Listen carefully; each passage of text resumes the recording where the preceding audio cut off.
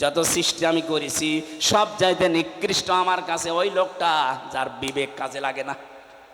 আমাদের অন্তত আল্লাহ যাদের বিবেক দিয়েছে বিবেকটা কাজে লাগাবেন না লাগাবেন না? যারা লাগাবেন না তারা বিশ্বাস করে নেন আপনি জাহান্নামী। আল্লাহুম্মা আয়ুনুল্লাহ ইউবসিরুনা বিহা, আল্লাহ আমাদের চোখ দিয়েছেন, যেটা দেখার দরকার ওইটা আমরা দেখি না, যেটা না দেখা দরকার ওইটা আমরা অনেকেই দেখছি। কথা বলেন ঠিক কিনা? যাদের মোবাইলে এমন কোন দৃশ্য আছে যেটা নিজে দেখলে আনন্দ পায়, অন্য কেউ দেখলে লজ্জা পায়, এমন দৃশ্য নেই? এই কথা বলেন না কেন? যেগুলো আছে এই মুহূর্তে ডিলিট করা লাগবে। যেটা নিজে দেখলে আনন্দ পাচ্ছেন, অন্য কেউ দেখলে আপনি কষ্ট পান, লজ্জা পান, এই দৃশ্যটা হারাম, এটা এই মুহূর্তে ডিলিট করা লাগবে। কারা কারা ডিলিট করবেন হাত তোলেন তো দেখি। আপনার মোবাইল দেখে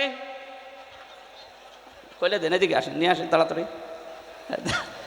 ভিডিও ফাংশন দেখেন তো কি আছে, খোলেন তাড়াতাড়ি, খোলেন। দাঁড়ান, আমি মাহফিল শেষ করে মোবাইল রাখছি, এটা রেখে দেন তো আমি দেখবো। আল্লাহুম্মা আয়ুনুল্লাহ ইউবসিরুনা বিহা, আপনার চোখ আছে কিন্তু আপনি না দেখার ভান করেছিলেন। 28শে অক্টোবর আপনি দেখতেছেন, তারপরেও দলীয় লোক কিছুই বলেননি। এই কথা বলেন না কেন? আজকে ওর 100 ভাগের 1 ভাগ কিছু হলে আপনি চিল্লিয়ে ওঠেন কেন? ওই সময় আপনার বিবেক কি মরে গেছে? ওই সময় আপনার চোখ ছিল না? আল্লাহুম্মা আযানুল্লাহ ইয়াসমাউনা বিহা, ওদের কান আছে কিন্তু ওরা শোনেনি। দুনিয়ার সব কিছু শুনতো, আমার কোরআনের কথা শুনতো না। কথা বলেন ঠিক কিনা? কত কিছু রেডিওর পর্দায় শুনতেন, টেলিভিশনে শুনতেন, পত্রিকায় শুনতেন, শোনার পরও বলতেন না। খালি বিভিন্ন রকমের মিথ্যা ট্যাগ দিয়ে আপনি সব চেপে যেতেন। আপনার বিবেকটা, এই কানটা, চোখটা কি করেছিলেন?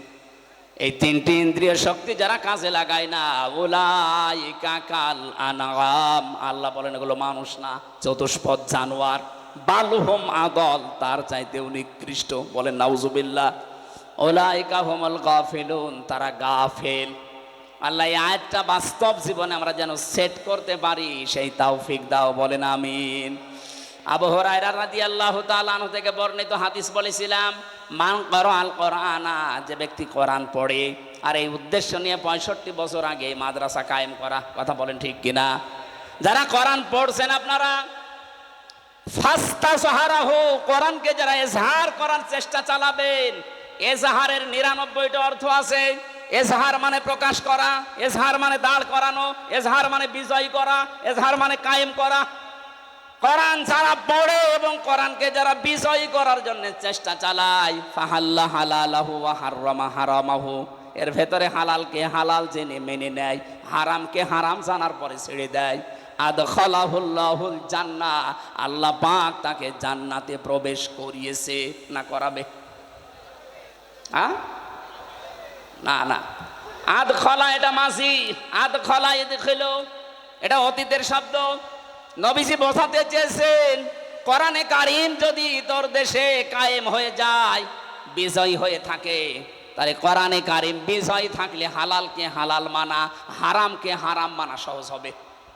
আজ কোরআন এই দেশে কায়েম নেই, এজন্য হালালকে হালাল জানার পরও আমরা অনেক কিছু মানতে পারি না। কথা বলেন ঠিক কিনা? হারামকে হারাম জানার পরও আমরা অনেক কিছু ছেড়ে দিতে পারি না। এটা কোরআন কায়েম থাকলে, বিজয় থাকলে আপনি বাধ্য হবেন। এই জন্যই দরকার এইরকম মানুষগুলোকে কোরআন বুকে নিয়ে যেন সংসদে 151 জন যেতে পারে। এ ব্যবস্থা আমরা করে দিতে রাজি নেই। এটা রেকর্ড হচ্ছে। আগামীতে এই 53 বছর তো আমরা দেখেছি, বাবা চালিয়েছে, স্বামী চালিয়েছে, চাচা চালিয়েছে, বুবু চালিয়েছে, ভাবি চালিয়েছে।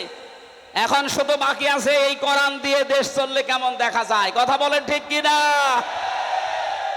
আমার জীবনের সবচাইতে বড় স্বপ্ন যে 56,000 বর্গ মাইল এটা দিয়ে চলছে। আল্লাহ যেন এটা দেখে মরার তারপরে তৌফিক দেন। যারা যারা চান এটা দিয়ে এই দেশ চলুক, একটু হাত তুলে আল্লাহকে দেখিয়ে দেন, লিল্লাহি তাকবীর। এই দাবি যদি আমাদের এই দেশের 18 কোটি মানুষের কাছে নাও পৌঁছায়, আরো সে পৌঁছে গেছে ইনশাআল্লাহ। আল্লাহ এই উদ্দেশ্য নিয়ে আমাদেরকে যেন মাফ করে দেন। আল্লাহুম্মা আমিন। লা ইলাহা ইল্লা আনতা সুবহানাকা ইন্নী কুনতু মিনাজ জালিমিন। লা হাওলা ওয়ালা কুওয়াতা ইল্লা বিল্লাহিল আলিয়্যিল আযীম। এই মোনাজাতটা বসে করেন, মোনাজাত বসে করেন, আমি মুসাফির মানুষ। রব্বানা যালামনা আনফুসানা ওয়া ইল্লাম তাগফির লানা ওয়া তারহামনা লানাকুনান্না মিনাল খাসিরিন।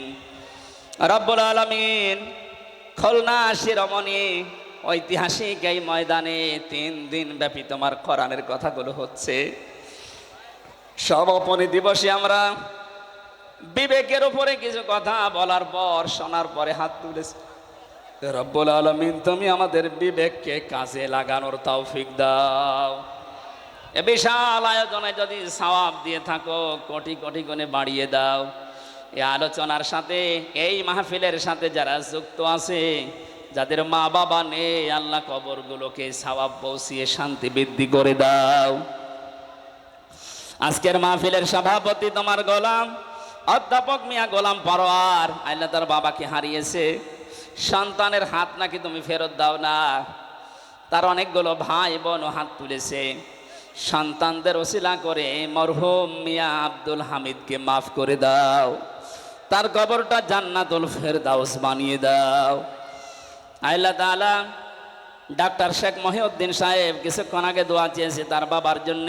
মরহুম শেখ আকিজউদ্দিনকে তার স্ত্রী সহ কবরে আছে, মাফ করে দাও। এ মাহফিলের সাথে যারাই জড়িত, এ মাদ্রাসার দায়িত্বে যারা আছে, হযরতে ওমরের মতো তাদেরকে তুমি ক্ষমা করে দাও। সম্মানিতা মা বোন যারা এসেছেন, এদেরকে তুমি খাদিজার মতো, আয়েশার মতো বানিয়ে দাও। অনেকে স্বামী সংসারে অশান্তিতে আছে, আল্লাহ তুমি তাদেরকে শান্তি দান করো। তাদের পেটে এমন সন্তান দান করো আল্লাহ তাআলা, যেটা হযরতে ওমরের মতো হবে, হযরতে আবু বকরের মতো হবে, হযরতে খালিদ ইবনে ওয়ালিদের মতো হবে। 3টা বছর আমি জেলখানায়, আমি অসুস্থ হয়ে পড়েছি। আল্লাহ, স্বাভাবিক হচ্ছে না শরীরটা। তোমার কাছে আমি ভিক্ষা চাই, আমার কণ্ঠ, আমার শরীর, আমার এলেমকে তুমি আগের অবস্থায় আবার ফিরিয়ে দাও। এই মাহফিলের সাথে যারাই জড়িত আছে, যে যুবকদেরকে মা পেটে নিয়েছে, মায়ের পেট তুমি ধন্য বানিয়ে দাও। এই শিরোমণি এলাকায় মাটির নিচে যত মানুষ ঘুমিয়ে আছে, কোরআনের ইজ্জতে মাফ করে দাও। আগামীতে এই মাহফিলটা কোরআনের প্রচারের জন্য বিশাল আকারে কবুল করে নাও। আল্লাহুম্মা গফিরলি ওয়ারহামনি ওয়াহদিনি ওয়াফিনি ওয়ারযুকনি ইয়া রাব্বাল আলামিন। আল্লাহ, মা বাবা যাদের বেঁচে আছে সই সালামতে রাখো, সুস্থ রাখো। আমার সফর সঙ্গে মাওলানা হোসাইন তার বাবাকে হারিয়ে ফেলেছে ছোট বয়সে। আল্লাহ, তার বাবার কবরটা তুমি জান্নাত বানিয়ে দাও। বারাকাল্লাহু লানা ওয়া লাকুম ফিল কোরআনিল আযীম। কখন কার কাছে আজরাইল আসে জানি না। যখনই আজরাইল আসবে, একবার হলেও যেন পড়তে পারি লা ইলাহা ইল্লাল্লাহু মুহাম্মাদুর রাসূলুল্লাহ। আসসালামু আলাইকুম। আমার লিখিত বই আছে কয়েকটা, যদি লাগে গাড়িতে আসে, যাওয়ার সময় নিয়ে যাবেন, মেয়েদের জন্য কাজে লাগবে ইনশাআল্লাহ।